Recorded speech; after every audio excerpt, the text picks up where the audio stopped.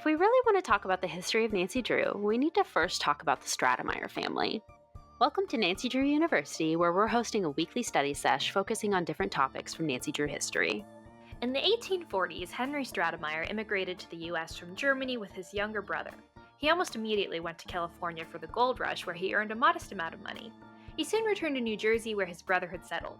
Meanwhile, his brother had gotten married, had 3 children, and died of cholera.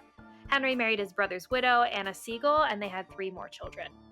The youngest of the 6 children was Edward Stratemeyer, who was born in 1862. Edward loved reading and writing and even had a toy printing press growing up. His first story was published when he was 21 years old, and in 1899 he began publishing his first series, The Rover Boys. The success of this series led to demand for more series books for children, which ultimately led Stratemeyer to realize his dream of opening a publishing company. Join us for more about Edward and the Stratemeyers in Part 2. Welcome back to Nancy Drew University and Part 2 of our study sesh about the Stratemeyer family. Make sure to go back and check out Part 1 and our other videos for more Nancy Drew history. In 1891, Edward Stratemeyer married Magdalene Baker Van Camp, and they had 2 daughters, Harriet and Edna. By this time, Edward was working as an author and literary agent. By 1905, he had founded the Stratemeyer Syndicate and was contracting ghostwriters to write manuscripts based on his outlines. He's the creator of many, many characters who are still beloved today, including the Hardy Boys, Tom Swift, the Bobbsey Twins, and of course, Nancy Drew. Harriet attended Wellesley for her bachelor's degree and then in 1915 married her childhood sweetheart, Russell Adams. They had 4 children, and Harriet went to work for her father at the syndicate. She was 37 when Edward died of a bad case of pneumonia just 12 days after Nancy Drew was first published.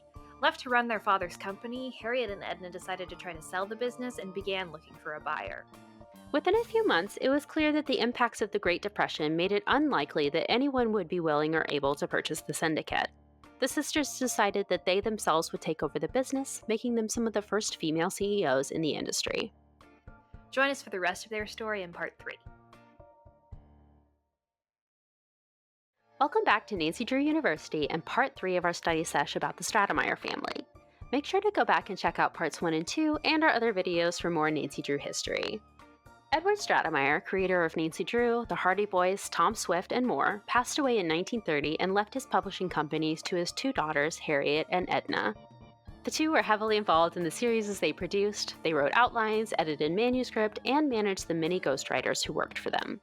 Harriet and Edna's mother passed 5 years after their father, and then in 1942, Edna married and moved with her husband and daughter to Florida, leaving Harriet to run the family business mostly alone. The same year, Harriet's oldest son was killed in World War II. Harriet threw herself into her work and eventually took over ghostwriting as Carolyn Keene. Edna passed away in 1974, making Harriet the sole owner of the syndicate. Harriet continued running the syndicate for many years, and upon her death in 1982, left the company to 2 trusted business partners and her 3 surviving children.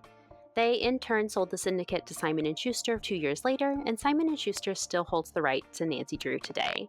Stay tuned for more Nancy Drew history.